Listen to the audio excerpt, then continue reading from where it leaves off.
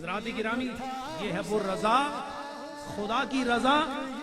جس کے لیے حضرت امام حسین ایک ایک دن کو شمار کیا کرتے تھے کہ کب وہ دن آئے گا جس دن میری روح کو شہادت کا تاج پہنایا جائے گا۔ وہ دن کب آئے گا جب میرا سر نیزے پر چڑھے گا اور قرآن کی تلاوت کرے گا اور حضرت فاطمہ کے دودھ کا حق بھی ادا کرے گا اور حضرت علی کی